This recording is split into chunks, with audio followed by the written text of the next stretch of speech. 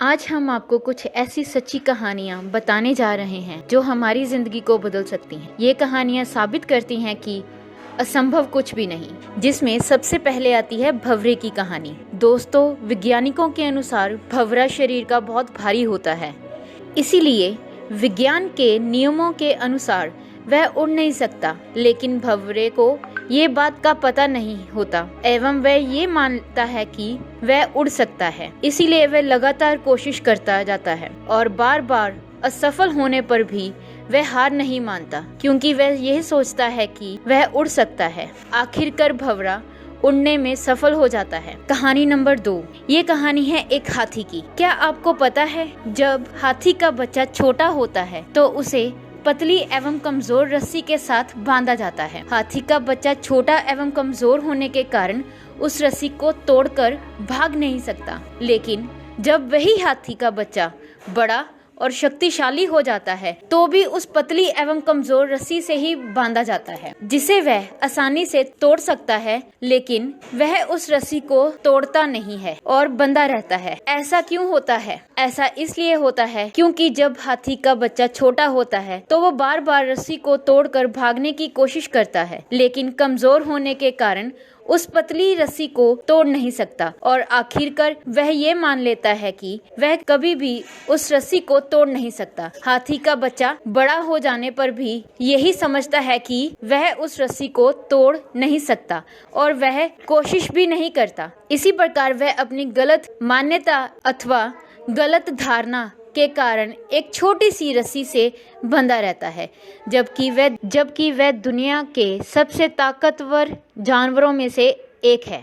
Number 3, आविष्कार। दोस्तों, इस जीवन में नामुमकिन कुछ भी नहीं। नामुमकिन शब्द मनुष्य ने ही बनाया है। जब टेलीफोन और रेडियो आदि का आविष्कार नहीं हुआ था तो दुनिया और विज्ञान यही मानता था कि आवाज को कुछ ही समय में करोड़ों सैकड़ों किलोमीटर दूर पहुंचाना नामुमकिन है। लेकिन आज मोबाइल हमारे जीवन का हिस्सा है। इसीलिए जब तक विमान का आविष्कार नहीं हुआ था तब तक विज्ञान जगत भी यही मानता था कि मनुष्य के लिए आकाश में उड़ना संभव नहीं है। लेकिन जब राइट बंधुओं ने विमान का आविष्कार किया तो वह असंभव संभव में बदल गया। Number 4, cricket. इसी तरह क्रिकेट की बात को ले लीजिए। वनडे के इतने बड़े इतिहास में वर्ष 2010 तक एक भी दोहरा शतक नहीं लगा, लेकिन वर्ष 2010 में सचिन तेंदुलकर के दोहरा शतक लगाने के 4-5 वर्ष में एक ही साथ और दोहरा शतक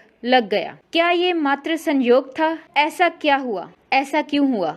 ऐसा इसलिए हुआ क्योंकि 2010 से पहले जब किसी ने दोहरा शतक नहीं लगाया था तो सबकी मानसिकता यही थी कि दोहरा शतक लगाना बहुत ही मुश्किल है, क्योंकि अभी तक इस रिकॉर्ड को किसी ने नहीं तोड़ा था, तो ये नामुमकिन सा लग रहा था। लेकिन जब सचिन ने दोहरा शतक लगाया तो सबकी मानसिकता बदल गई और ये लगने लगा था कि दोहरा शतक लगाना मुश्किल है पर नामुमकिन नहीं। हम वो सब कर सकते हैं जो हम सोच सकते हैं। हम वो सब सोच सकते हैं जो आज तक हमने नहीं सोचा। हम गलत धारणा बना लेते हैं और हम इसी कारण कोई कार्य मुश्किल या असंभव लगता है। हम आज जो भी हैं वह हमारी सोच का परिणाम है। हम जैसा सोचते हैं वैसा बन जाते हैं। असंभव या नामुमकिन हमारी सोच का ही परिणाम है। हमारे साथ वैसा ही होता है जैसा हम मानते हैं और विश्वास करते हैं।